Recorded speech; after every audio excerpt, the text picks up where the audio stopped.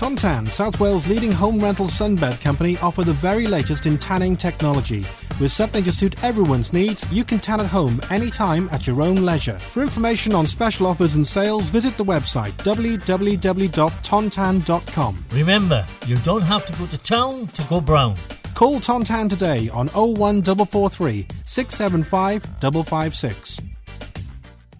Firstly, I'd like to thank everybody for coming. We had no idea, like I said, about when he was going to turn up this morning. It's still a fledgling meeting, so to speak, because what we're actually doing today, we're working towards arranging an open meeting where we'll have somebody from Supporters Direct who will turn up, which I'll explain about Supporters Direct as we go along, and somebody from another Supporters Trust, hopefully, to explain a bit more about it, you know.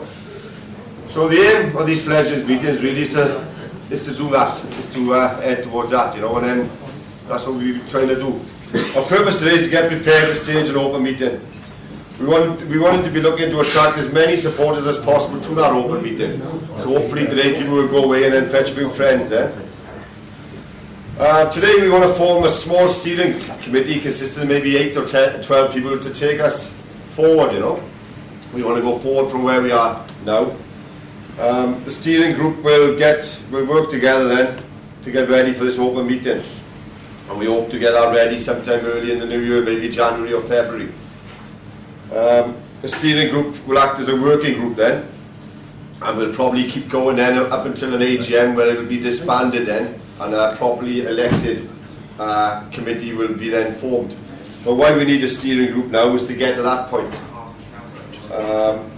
And all this is in aid of trying to set up a Cardiff City Supporters Trust, which is why we're here today. We'll talk about what a trust is after I finish talking now, and you can ask some questions about it. All the way through this process, Supporters Direct, that's their firm there, they'll be sending us out information all the time. They produce a load of things like this, magazines, and a load of information which takes the trust forward. We've got a special template to follow, which is this. And inside this book, it will give you step-by-step stages of how to set up the trust properly, because it's a legal organisation, and it's called an IPS. Is that what it's called? Yes, an IPS, which means everybody gets one vote. Everybody pays, say, £1 for a share. You all got equal shares. There's nobody above anybody else. There's no bosses involved in this. It's an all equal share. And what the trust will eventually try to do is try to form some objectives and aims, and that's what the committee will eventually do.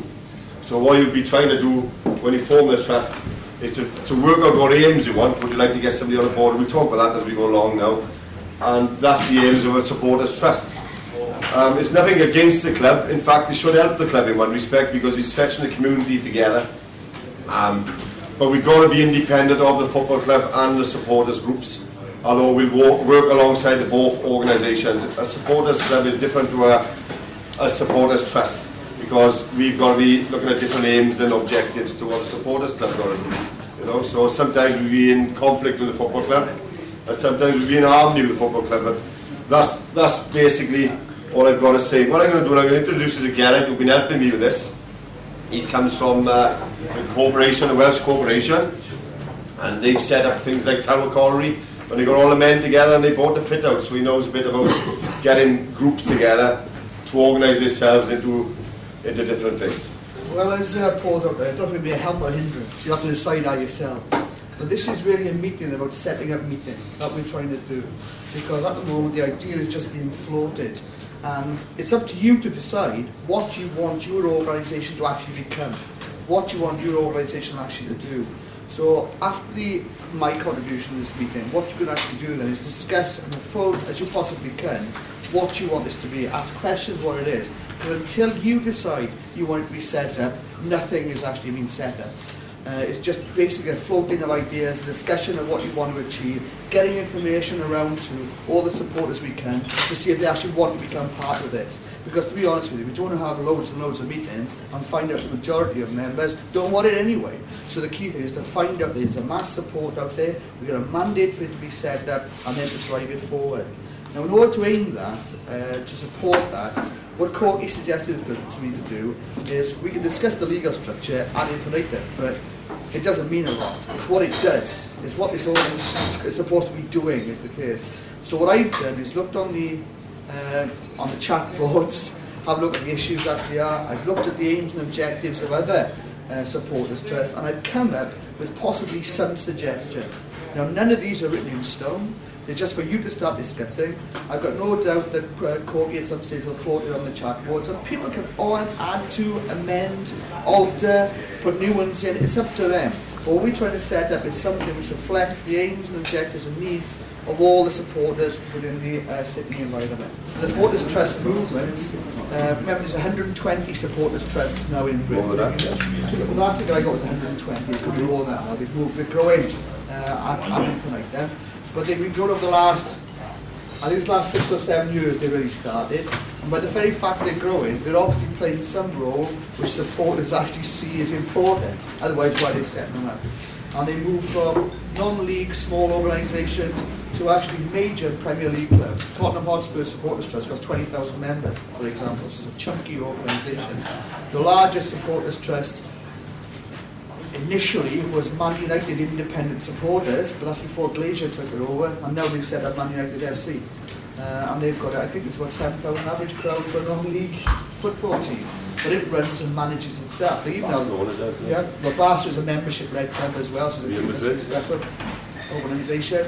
I would think all things in Wales, within Britain. And they will actually literally vote on things like what colour strip, how much do they want to charge for entrance fees, things of that nature, because it's run up clubs, organised by the members. People within this room might have shares within the club already. The idea is that they could, if they wanted to, actually put those into a pool. It doesn't mean that the trust owns them, it means the trust will vote on their behalf as a proxy. So if you might have in this room, for example, every person might have one share, but you don't know what the other person's opinion is, you don't know the other person's got a share within the club. So when you go to the board then, your representative might have a voting power of 50 or 60 shares within the club. And I'm just using an example of Wales. People might have hundreds and thousands of shares within the club, and it's to give that one person a voting right and has to be listened to, then actually on the board. To be a vehicle for ensuring the highest level of democratic governance in the management of Cardiff City Football Club, in particular stressing the need for transparency and communication. Nice phrase, huge issue at the moment within business in general. Okay? If you look at the things within Exxon and all the crises, huge financial crises, it's all been about governance, bad governance of organisations, bad management, bad running of that organisation. Lately, the government has started looking into this, and they've just produced this document. And you can get it on the web, and it's well worth looking at. It's called The State of the Game, the Corporate Governance of Football Clubs, and it's been produced by Birkbeck College in London as a research body. And they're trying to set up that they're aware of the fact that more and more clubs become individually owned. So how are they responsive to actually use the community, and how are they being managed? Is this stuff going on behind the back that we're not even aware of? Where's the actual money going? How are decisions being made? Clubs should be owned by their members. That's what they've been set up for. They were set up by people with a common interest in supporting football in that area. How is that now actually being reflected? And so the government is actually looking at this type of stuff as well, and we should be campaigning for open transparency. Often decisions are made that are very good, but we don't know why the decisions are being made, and that's the biggest bugbear. If they came out and told us the process or understood what is the logic behind that decision, we might actually support it. The problem is we feel done to rather than done with, if that makes sense. And so what we're trying to do is campaign for open government, open transparency in decision making, which obviously has been an issue in the city. If you look at the chat board, probably the last 5 to 10 years, of finding out what's actually happening within the organisation. And finally, which is I think is the common thing for all of us here, to further the development of game of football as a recreational and sporting facility and is its focus upon community regeneration.